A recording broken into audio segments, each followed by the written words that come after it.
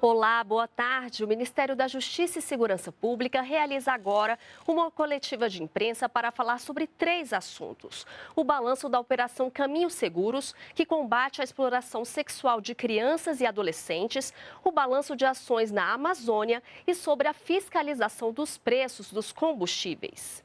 A coletiva acontece no Ministério da Justiça. Vamos acompanhar.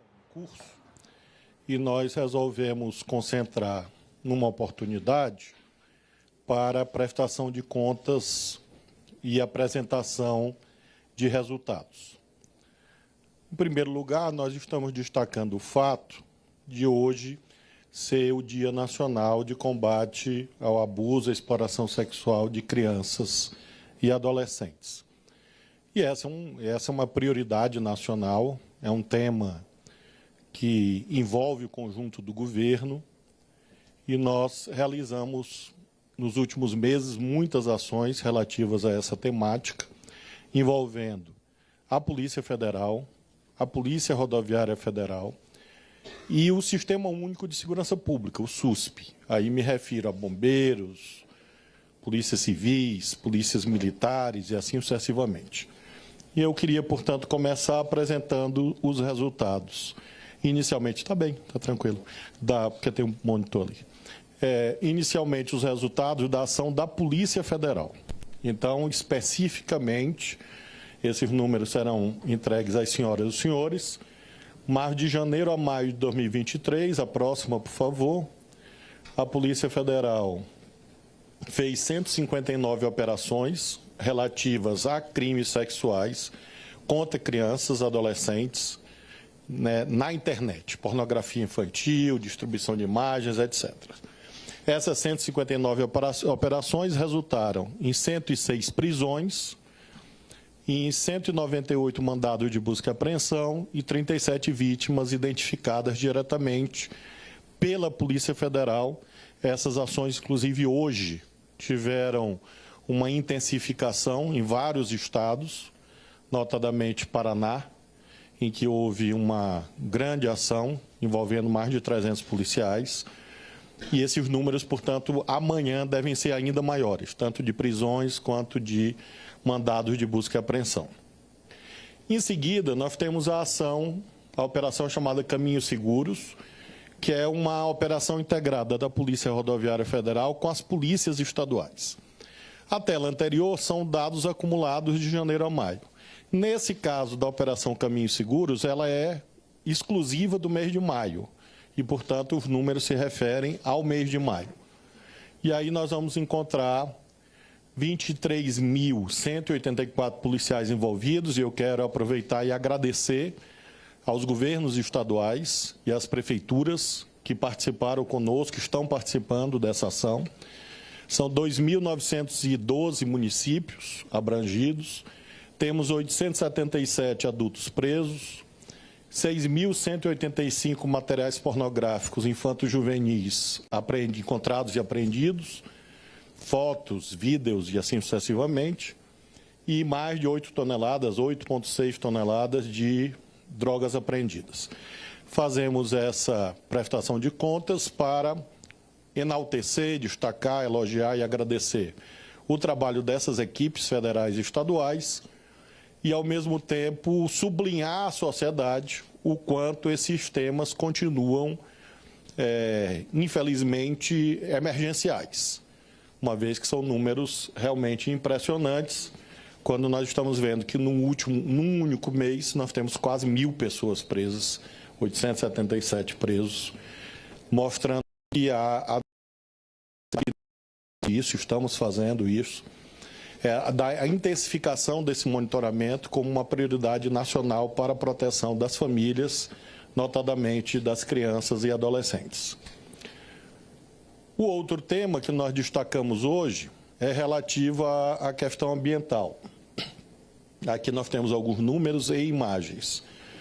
Em primeiro lugar, números relativos aos estados que estão no escopo da DPF 709/2020. A DPF 709/2020 é uma ação que tramita no Supremo, sob a relatoria do ministro Barroso, e ela fixa alguns parâmetros de atuação nesses estados: Maranhão, Pará, Rondônia, Roraima e Amazonas. E nós vamos, obviamente, sempre nos reportar ao Supremo e por intermédio dos senhores e das senhoras, a toda a sociedade quanto ao que está sendo feito. Em primeiro lugar, nós já tivemos 129 mandados de busca e apreensão no âmbito do cumprimento da DPF 709, 74 prisões, 183 milhões de reais apreendidos, bloqueados, neste caso, relativo, tal montante, ao financiamento ou lavagem de dinheiro oriunda dessas atividades ilegais, e equipamentos, 465 equipamentos inutilizados, destruídos. Aqui eu me refiro a balsas, dragas, aviões e assim sucessivamente. Nós temos outros números aqui relativos a toda a Amazônia Legal, os 9 estados brasileiros que integram a Amazônia Legal brasileira: Maranhão, Pará, Amapá, Roraima, Amazonas, Acre, Rondônia, Mato Grosso e Tocantins. Então, neste caso, nós temos um sistema que é coordenado pela Polícia Federal, que monitora e funciona com base em sistemas de alertas e com alguns parâmetros. Nós destacamos 2. O primeiro, o desmatamento destinado a corte raso. No mesmo período de 2022, janeiro a abril, nós tivemos 81 mil alertas satelitais, derivados de imagens de satélite. Em 2023, esse número cai para 52.543. E as áreas caem de 4.500 km² para 2.886, portanto, uma redução da identificação de desmatamento de corte raso na Amazônia Legal da ordem de 35%. Esses são os parâmetros e as ferramentas da Polícia Federal que chegaram a este número. No que se refere ao mapa, é possível verificar aí o mapa de janeiro a abril de 22, e aí quanto mais as áreas em azul são de menores ocorrências, as áreas amarelas e vermelhas são as áreas de maior ocorrência. Então, o arco do desmatamento, o arco do fogo, sul do Pará, sul do Amazonas, norte ali de Rondônia, entrando um pouco no Acre, e lá em cima, Roraima. E uma área de proteção muito relevante no noroeste do Amazonas. Mas essa é a imagem de 22. Agora vamos olhar a imagem de 23. Então, é possível ver na imagem de 23 menos pontos vermelhos, menos pontos de um modo geral. Portanto, é possível, com essa comparação, volta o primeiro mapa. Esse é o mapa de 22, o mapa de 23.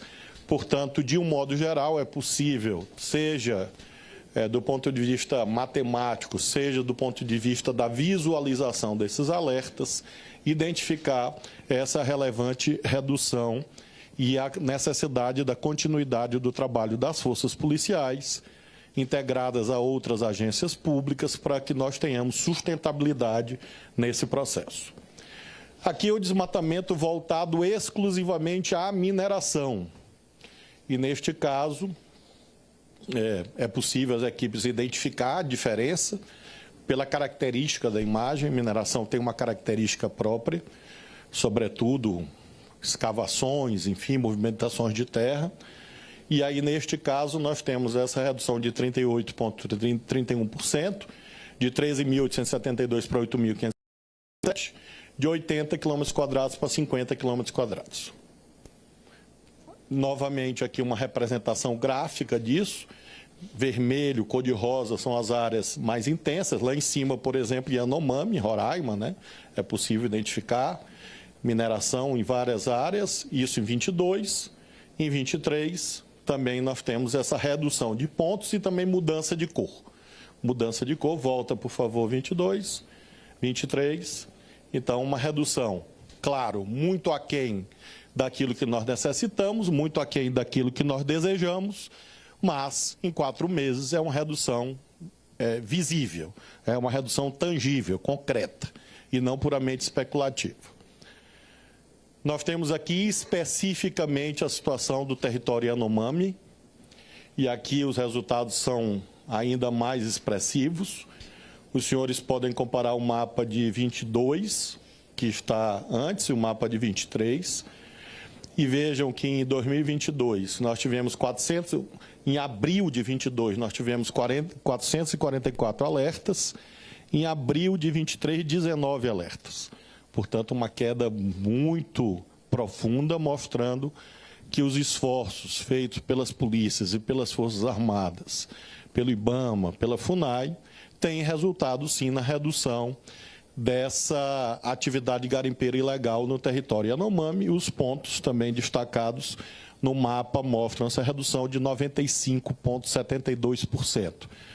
Nós estamos sempre em reuniões visando a que essa cessação seja total, seja integral. Entramos numa nova fase, com novas orientações dadas pelo ministro Múcio para o Exército, pelo comandante-general Tomás, ampliação das nossas presenças e tentando exatamente zerar essa presença garimpeira no território Yanomami. Nós temos aqui imagens, esse filme está funcionando? Tem um filme, não está funcionando.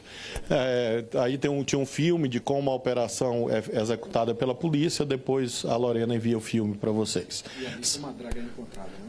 E a draga, o doutor Freire me informa que a draga, por exemplo, no meio do rio, né? E ali é aquela... Camuflada, draga camuflada. Doutor Freire está me alertando que aí é a diferença do olhar de um policial para um olhar normal, né? Ali no meio da mata existe uma draga. Por isso que ele está destacando que tem uma aí, exatamente. Dificuldade da operação. Ele está destacando, depois ele vai complementar a dificuldade da operação, e isso é esse mapeamento intensivo que está sendo feito pela Polícia Federal e demais forças policiais. Finalmente, o terceiro e último tema que nós destacamos, como uma prestação de contas dos temas da semana, sobre a temática da defesa do consumidor. Aqui o secretário Adi coordenou hoje uma reunião com 225 representantes do Sistema Nacional do Consumidor, aí abrangidos PROCONs, Ministérios Públicos, defensorias, entidades da sociedade civil. Também tivemos a presença da OAB, do CAD e da Agência Nacional do Petróleo. Essa reunião é bastante representativa, depois ele pode apresentar alguns detalhes, resultou na formação de uma rede de proteção ao consumidor, visando especificamente o acompanhamento do repasse da redução de preços da Petrobras às distribuidoras em relação aos consumidores e combate a eventuais práticas abusivas e deletérias. É claro que nós sabemos que não existe tabelamento de preços, nós temos a submissão do preço a uma relativa flutuação em razão das regras de livre mercado, porém, livre mercado no Brasil e em todos os países do mundo é regrado. Livre mercado significa bom funcionamento, salutar funcionamento do mercado, segundo regras assentadas em leis, entre os quais o Código de Defesa do Consumidor. Quais são as deliberações? Esta reunião, como mencionei, no dia 24 de maio, nós teremos uma espécie de mutirão, batizado Mutirão do Preço Justo, que é exatamente visando identificar se essa redução determinada pela Petrobras em relação às distribuidoras está sendo efetivamente repassada aos consumidores. Esse mutirão é nacional, coordenado pela Secretaria Nacional do Consumidor do Ministério da Justiça e com a participação dos estados, municípios, entidades sociais. A Senacom vai, ao longo dos próximos dias, detalhar como será esse mutirão do preço justo. No dia 30 de maio, vai haver a apresentação do relatório desse monitoramento da precificação, mostrando preços maiores, preços menores, a identificação dos postos em que há preços maiores, que possam significar, eventualmente, um desalinhamento em relação às boas práticas de mercado. Foi instituída hoje uma agenda de análise e monitoramento dos combustíveis permanente, porque esse é um tema estratégico para as famílias e para a economia brasileira. Então, é a Senacom, do Ministério da Justiça, o CAD, também do Ministério da Justiça, e a Agência Nacional de Petróleo. estão compondo uma coordenação para que, para adiante do dia 24 de maio, esse trabalho continue. E esse comitê permanente, monitoramento do mercado de combustíveis, integrado por esses 3 órgãos federais, aos quais se somarão outros tantos convidados para essa importante agenda. Então, eram essas as informações, acho que concluiu, não é isso, Leitão? Eram essas as informações e eu e os integrantes da equipe estamos à disposição para eventuais questionamentos sobre os temas tratados ou, eventualmente, algum outro tema. Igor Damasceno, Rede TV. Oi, ministro. Boa tarde para o senhor, boa tarde a todos. Ainda falando sobre esse combate de crimes sexuais envolvendo crianças na internet, como é que tem funcionado essa fiscalização, esse monitoramento dos criminosos? E depois que se identifica a vítima, o que acontece? Ela é encaminhada para algum conselho tutelar? Como é que é isso? Eu vou passar ao doutor Sobral para que ele preste essas informações, que integra a Senasp. Bom, boa tarde a todos e a todas. A gente tem um trabalho constante na segurança pública, né, de enfrentamento à exploração sexual de criança e adolescente. E, em regra, né, nós dependemos, é muito importante que haja colaboração da sociedade para que reporte, né, a segurança pública as ocorrências através de alguns canais. Nós temos os canais do Disque 100, outros canais diretamente às instituições policiais. E, quando isso acontece, a gente faz uma fiscalização, faz uma diligência de rotina, de acompanhamento, e se identificar, né, a exploração é crime, e aí as pessoas, tanto quem está explorando e quanto quem tem o estabelecimento, se for um estabelecimento, são presos e responsabilizados pela prática da exploração. E as crianças, que são, na verdade, o objetivo é proteger a criança. A criança, o adolescente, ela é encaminhada ao conselho tutelar, que entra em contato com a família, ou se a família estiver envolvida, tem todo o mecanismo de apoio psicossocial, com a Vara da Infância e Juventude, o Ministério Público da Infância e Juventude, que presta o apoio. Que, na verdade, o que nós queremos é, evidentemente, responsabilizar os infratores, mas, sobretudo, proteger aquela criança, aquele adolescente que é explorado, que é vitimado, que tem sua vida, né, enfim, totalmente comprometida em razão dessa situação. Então, tem todo um suporte do Estado, também da sociedade, para conseguir dar um apoio naquele momento e também, né, uma continuidade e um acompanhamento, um carinho, uma atenção para essa pessoa que é vitimada. De fato, o tratamento, como disse o doutor Sobral, depende de quem é o autor, o perpetrador da violência. Houve um caso, o doutor Sobral vai lembrar, que foi identificado também do doutor Antônio Jorge, em que era a própria mãe que coordenava a exploração, caso deste mês. Era a própria mãe que coordenava a exploração de adolescentes. Não só filhas dela, mas também filhas de amigas. E que havia uma espécie de quase que um cardápio de violências e de crimes.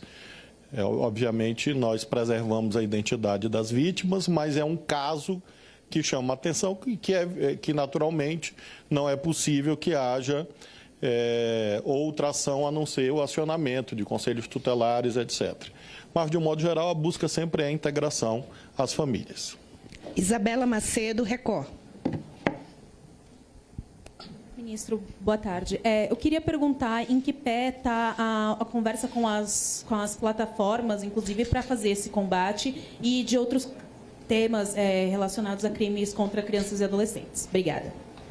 O ambiente, de modo geral, com as plataformas melhorou muito em relação a entrevistas coletivas anteriores. É claro que há resistência daqui e da colar.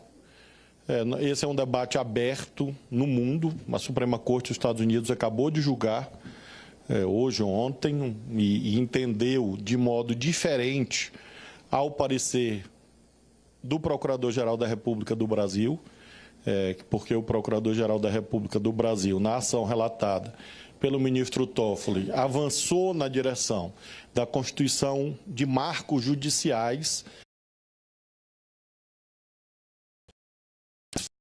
não para mostrar que é um debate em aberto no mundo e que nós devemos tratar de modo sempre transparente. Nós continuamos perseverando na mesma dualidade. De um lado, o caminho do diálogo. Eu mesmo, nas próximas semanas, vou receber o presidente da Google no Brasil, que pediu audiência, irei receber, claro. E isso é feito também pela Senacom, pela doutora Estela Aranha, e nós temos os processos sancionatórios na Senacom, que continuam. Os processos, as notificações, as defesas, produção de provas, etc.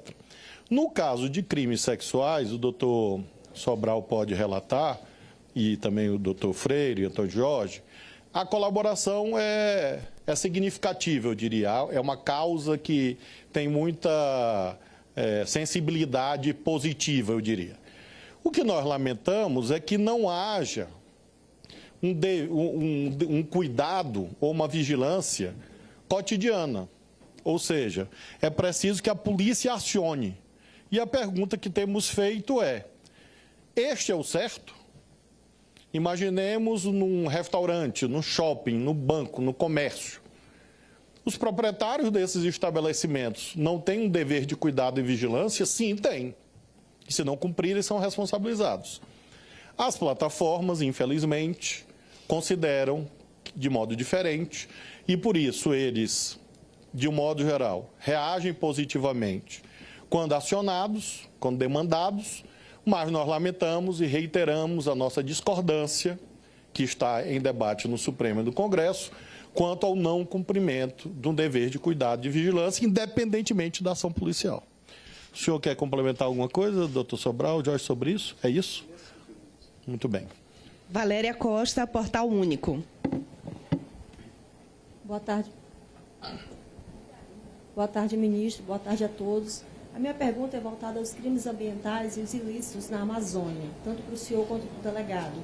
A gente sabe que esses crimes eles acontecem já de longa data lá na região amazônica e elas se intensificaram muito nos últimos anos. O senhor apresentou aí vários dados, né, de redução de crimes ambientais, desmatamento, etc. Mas eu queria saber exatamente que ações concretas o Ministério, o Governo Federal vai tomar para enfrentar o crime organizado que atua lá na região amazônica.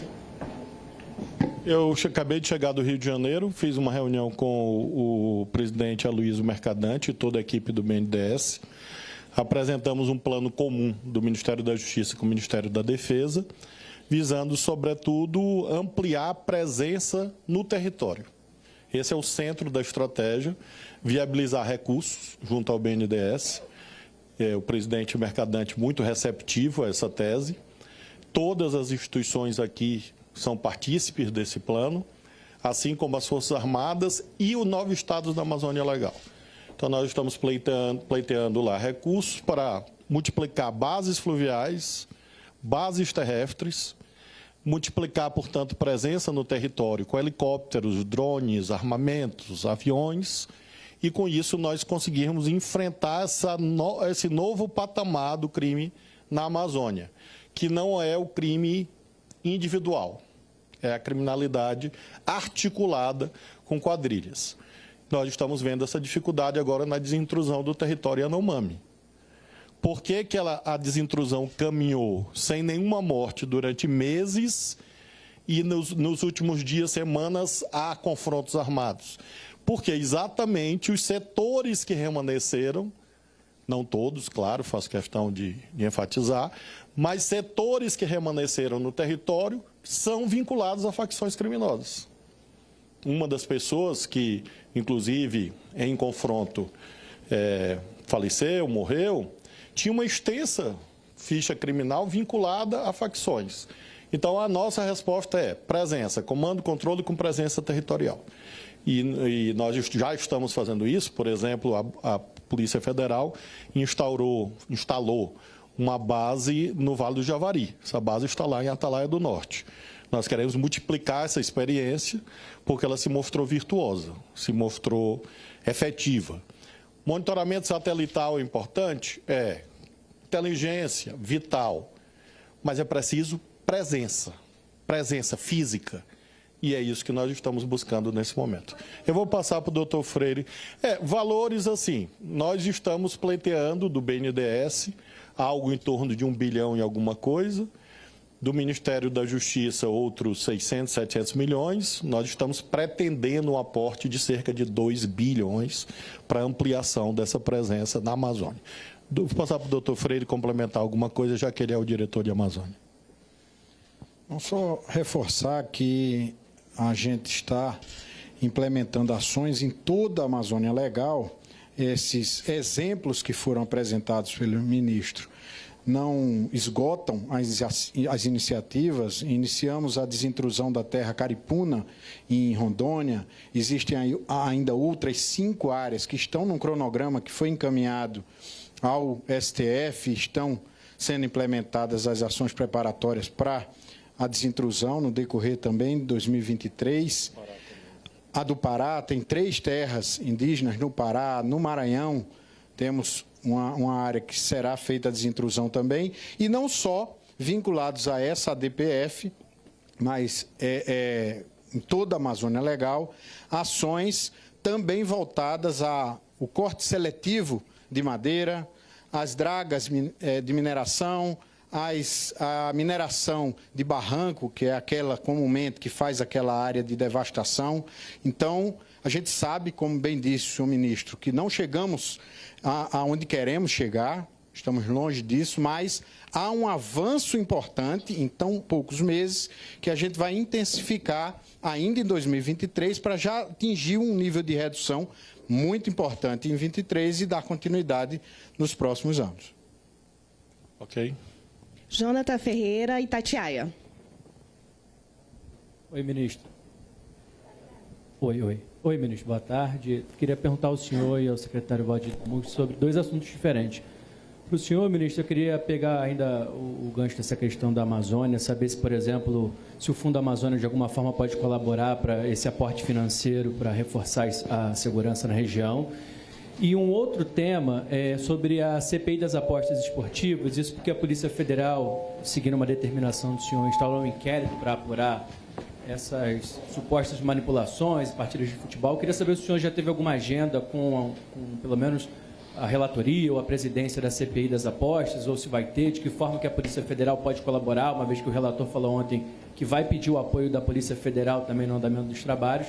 E ao secretário Valdir, eu queria saber se, depois que a Petrobras anunciou essa nova política de preços, que permitiu essa redução no valor do diesel e da gasolina principalmente, se houve um aumento de reclamações de postos, ou, independentemente dos estados, ou se o senhor tiver algum estado ou região em mente, onde os postos, teoricamente, não teriam seguido essa recomendação de reduzir os preços, e quais seriam as ações que o governo federal poderia adotar assim, de imediato para garantir que o preço chegue até o consumidor na bomba? Obrigado. O Fundo Amazônia é exatamente o destinatário desse nosso pleito. Legalmente, sim, o Fundo Amazônia pode aportar recursos para o eixo chamado Comando e Controle, e foi essa a razão da reunião técnica no BNDES hoje.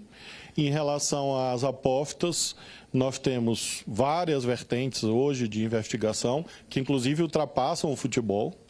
Há casos de outros esportes, inclusive, que estão em investigação, para que com isso a Polícia Federal consiga apreender todo esse mosaico que infelizmente se constituiu, e nós, o Ministério da Justiça, a Polícia Federal, estão à disposição para, nos termos do artigo 58, parágrafo 3º da Constituição, colaborar para o bom funcionamento da CPI, porque nós acreditamos que o Parlamento tem um papel fundamental, sobretudo na dimensão prospectiva, ou seja, um novo marco normativo que seja preventivo em relação à ação criminosa desses fraudadores.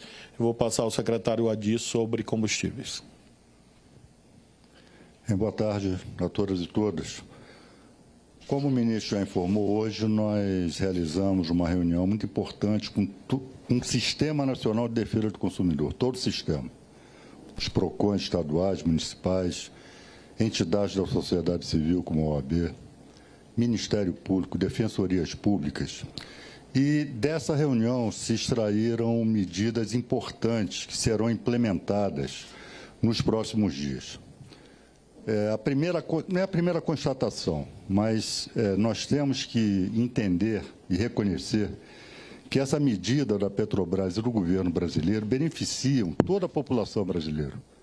E essa medida tem que ser cumprida. e a sua execução tem que ser protegida, tem que ser fiscalizada. Nós não estamos aqui criminalizando os postos, por exemplo, de gasolina, mas também temos que entender que talvez seja o setor, ministro, mais cartelizado da economia brasileira. Nós sempre tivemos problemas com essa questão de preço de combustível. Recebemos, de ontem para cá, diversas denúncias de abusos, de fraudes. Que fraudes?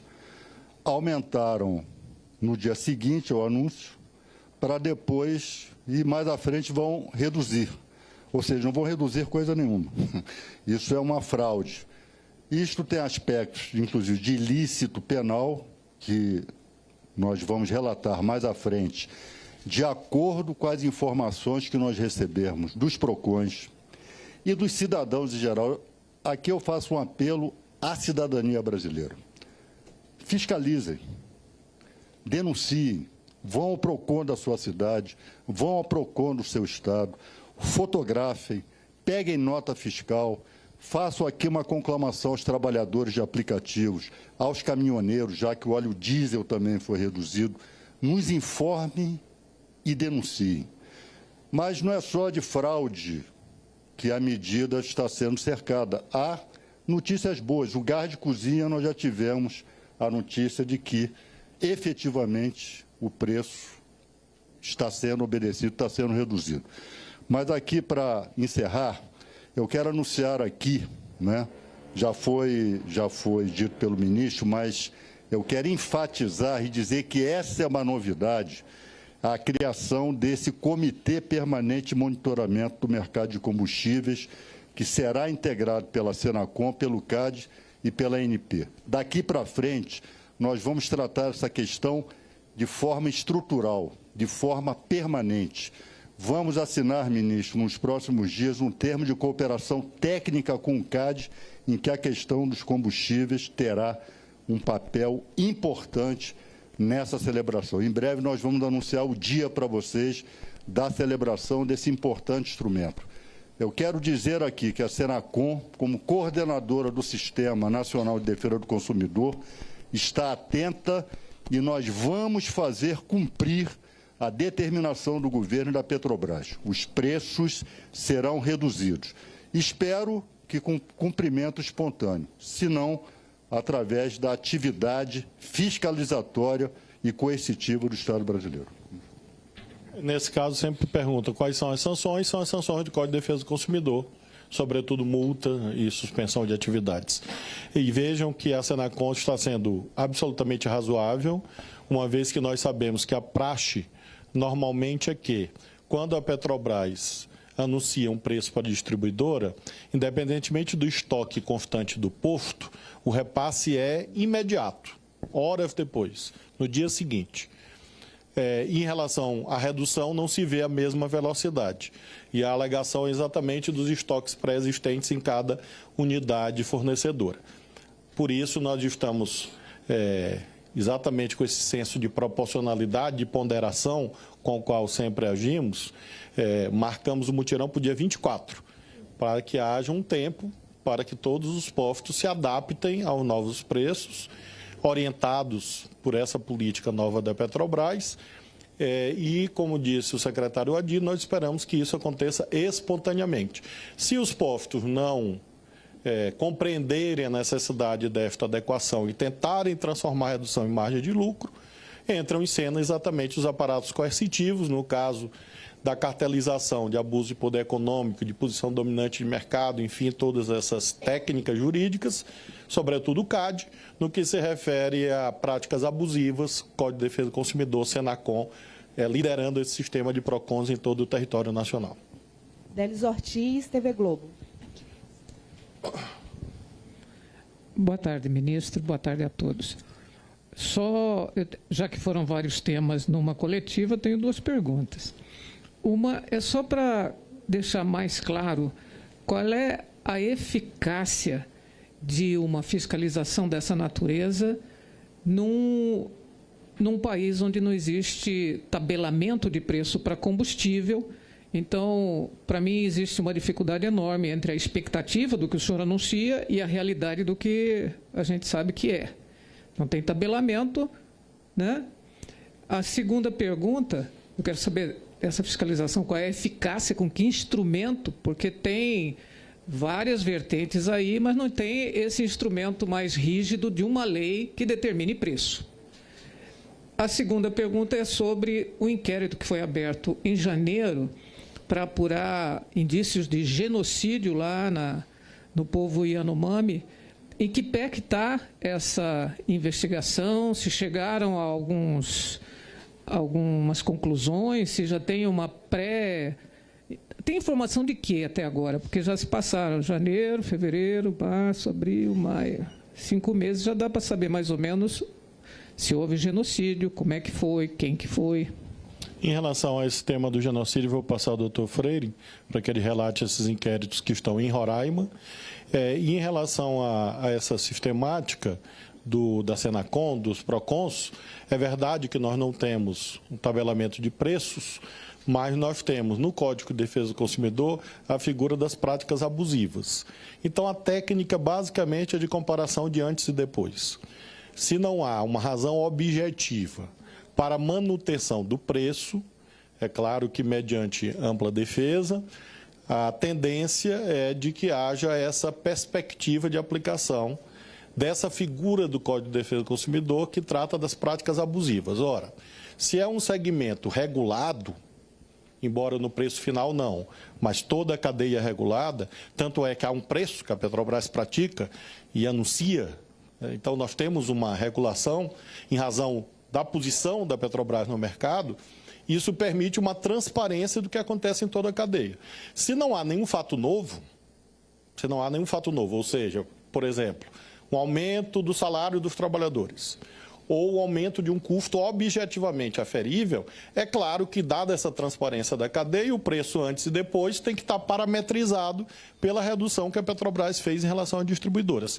Quem diz isso? Quem diz isso é a realidade objetiva quando acontece o oposto. Quando a Petrobras anuncia aumento de preço para a distribuidora, isso é repassado mecanicamente, automaticamente, de modo muito visível ao consumidor final. Então, não há razão para essa assimetria. Quando se trata de aumento, o repasse é integral e imediato. Quando se trata de redução, o repasse demora e não é integral. Por quê? E esta pergunta, por quê, ela não tem um sentido apenas lógico ou moral, ela tem um sentido jurídico, exatamente sob a moldura do Código de Defesa do Consumidor, que é a lei que rege essa relação no que diz respeito ao último elo da cadeia, que é o posto de gasolina com sua excelência, o consumidor, a consumidora. Então, não há uma desregulação total no Brasil em relação a este mercado, exatamente pela característica da cadeia. E a metodologia, como o secretário Adi disse, é basicamente de comparação. Por isso, nós precisamos da ação dos PROCONs junto aos postos, verificando os preços preteritamente praticados antes do anúncio da Petrobras e os novos preços.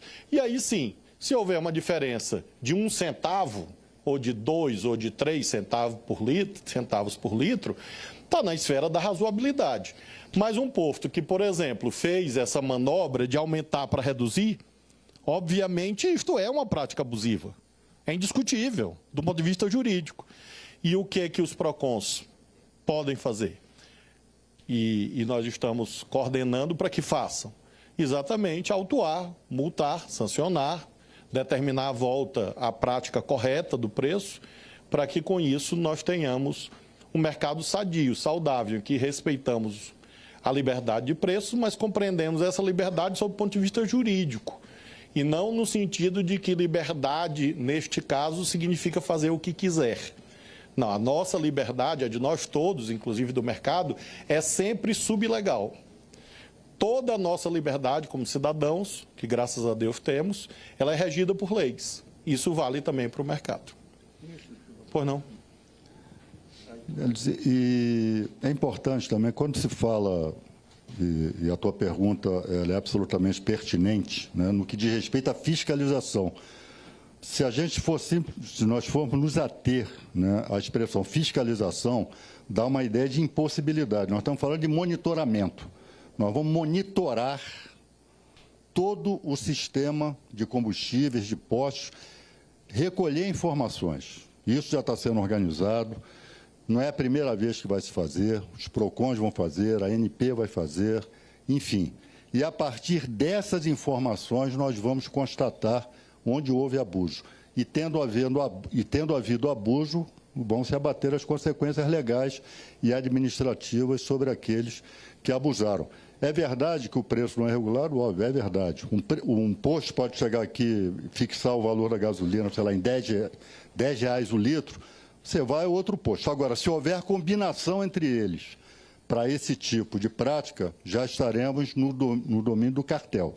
E aí haverá atuação do Estado brasileiro através do CAD nesse sentido. Tá? CAD nesse caso e Senacom em outro aspecto. Ainda tem essa lembrança, ainda tem o Ministério Público, né? Que é outro sistema. Sobre genocídio, doutor Freire. Bem, esse inquérito, ele, como você mesmo disse, foi instaurado, ele está em curso. Não é uma investigação simples, corriqueira. Não é só a constatação de morte dos indígenas. Isso nós temos a constatação em grande número. O que precisamos é verificar e comprovar nessa investigação o nexo de causalidade dessas mortes com alguma ação ou omissão dolosa que levou a isso. Então, o inquérito, e o nosso diretor-geral, ele sempre diz isso, a Polícia Federal não protege nem persegue, ela investiga fatos. E, investigando fatos, precisamos usar a técnica, diversas perícias já foram feitas e podem ainda ser feitas, questões antropológicas precisam ser trazidas também para esse inquérito policial, para que, ao cabo dessa investigação, a gente possa apresentar ao sistema de justiça uma investigação com a comprovação ou não de que tenha havido esse genocídio. Então, a gente precisa realmente ter todos esses passos atendidos, todas essas perícias, algumas medidas pleiteadas, inclusive ao judiciário, foram apresentadas. Então, o inquérito ele tem o seu curso, a gente não pode apressá-lo, porque o resultado dele tem que ser bastante técnico e bastante seguro. Lembrando que são muitos inquéritos em Roraima, não só. Perfeito. Lembrando que nós temos em Roraima dezenas de inquéritos que foram instaurados só nesse período para investigar não só a prática criminosa específica da extração de minério na terra Yanomami, mas, sobretudo, outros crimes conexos, sobretudo o financiamento. Já realizamos 6 grandes operações voltadas ao financiamento desse garimpo, em que a gente apreendeu, bloqueou mais de 138 milhões só em Roraima. Aquele valor é global, toda a Amazônia é legal. Só em Roraima foi a maioria daquele valor, com mais de 138 milhões desses grupos que financiam o garimpo ilegal. E temos outros projetos, como o senhor sabe, de monitoramento da cadeia do ouro, da rastreabilidade do ouro, que estão sendo levados a cabo para que a gente possa ter um sistema de controle desse minério cada vez mais robusto, como foi, inclusive, a proposta de novo marco legal que o Ministério encaminhou à Casa Civil, que são vários atos. Na verdade, esse fortalecimento não é apenas um ato ou uma estratégia, são diversas estratégias que, agindo em conjunto, com certeza vão trazer, como a gente fala, fazendo um jogo com a nossa base lá no Vale do Javari, a base Nova Era, trazer uma nova era realmente de combate aos crimes ambientais no nosso país. Só deixa eu perguntar, porque o senhor está falando que é uma coisa lenta, não dá para correr com isso, etc. Passados esses 5 meses, com toda a competência dos senhores, não chegaram a uma assertividade em relação à prática real de genocídio? Houve ou não? Isso, ao cabo da investigação, é que será apresentado ao sistema de justiça. A gente tem, como eu disse, que ter, e não é que é lento, é técnico. E atendendo à técnica, a gente precisa trazer esses dados técnicos e todas as provas necessárias para o âmbito dessa investigação. E lembrando a você, Delis, e a todos que essa é uma atividade permanentemente monitorada pelo Ministério Público, pelo Poder Judiciário. Nós estamos falando só em Roraima de mais de 40 inquéritos relativos a garimpo ilegal. E as conclusões serão apresentadas. Isso aí eu tenho certeza absoluta, porque a Polícia Federal está dedicada a esse tema. Já que houve alusão pelo Freire, nós temos o ato normativo sobre o mercado do ouro, que foi elaborado aqui no Ministério da Justiça. Ele tramita hoje no Ministério das Minas e Energia e na Casa Civil. Também é uma medida importante, porque, inclusive, o Supremo fixou um prazo de 90 dias para a apresentação desse novo marco normativo, de modo que eu acredito firmemente que, ao longo desse ano, nós teremos o saneamento de todas as práticas criminosas e nocivas que haviam relacionadas ao Yanomami, que eu chamo de finalização desse saneamento. Finalizar a desintrusão, o novo marco normativo do mercado do ouro, conclusão desses inquéritos. Com toda certeza, os resultados serão comunicados à sociedade. Vamos à última pergunta. Raquel Lopes, da Folha de São Paulo. Boa tarde. Eu gostaria de saber como que está o decreto de armas, porque a previsão era até dia 15 e ainda não foi. O que falta? Essa previsão, Raquel, do dia 15 é a previsão para a finalização no Ministério da Justiça. Hoje eu recebi a primeira versão do decreto, fizemos um debate com a Senasp. O decreto, em linhas gerais, é bastante conhecido, no sentido de redução de quantidades, maior regulação de clubes, de CACs, de cadastros, o papel do Sinarme. Houve alguns ajustes nesse decreto, eu vou receber a versão final para nós, final para o Ministério da Justiça. É claro que a versão final é aquela que o presidente assina. Ele retornará na segunda-feira, do Japão, e provavelmente na terça ou na quarta eu entregarei a ele o trabalho finalizado do Ministério da Justiça, e aí nós vamos cumprir essa perspectiva do mês de maio e entregar o novo decreto. É claro que aí, a partir daí o tempo passa a pertencer ao presidente da República, mas posso afirmar a todos os interessados que o desejo do presidente é ter essas regras definitivas aprovadas o quanto antes. De modo que eu diria que nesse caminho muito rápido de revisão do marco desde 1º de janeiro, nós estamos realmente nos capítulos finais desse trabalho. Muito obrigado a vocês, boa tarde. Pessoal, a sala T10 vai estar disponível para vocês até Você acompanhou aí coletiva de imprensa concedida pelo ministro da Justiça e Segurança Pública, Flávio Dino, pelo secretário nacional do Consumidor, Vadidamos, e pelo diretor de Amazônia e Meio Ambiente da Polícia Federal, Humberto Freire. Sobre as ações do governo de combate à exploração sexual de crianças e adolescentes, o ministro Flávio Dino deu alguns números. De janeiro a maio deste ano, em ações da Polícia Federal, foram realizadas 159 operações na internet, com 106 prisões e 198 mandados de busca e apreensão. Já as ações da PRF mais polícias estaduais, somente no mês de maio, resultaram em 877 adultos presos, mais de 6 mil. Sobre os preços dos combustíveis, o ministro anunciou que no dia 24 de maio vai ser realizado um mutirão para checar se o preço na bomba de fato reduziu, conforme o governo e a Petrobras anunciaram essa semana. Sobre os balanços das ações na Amazônia, foi verificada uma queda considerável na atividade de garimpo ilegal na terra Yanomami. E a gente volta a qualquer momento com mais informações do governo federal para você. Então, fique ligado na TV Brasil e também nas nossas redes sociais. Até a próxima!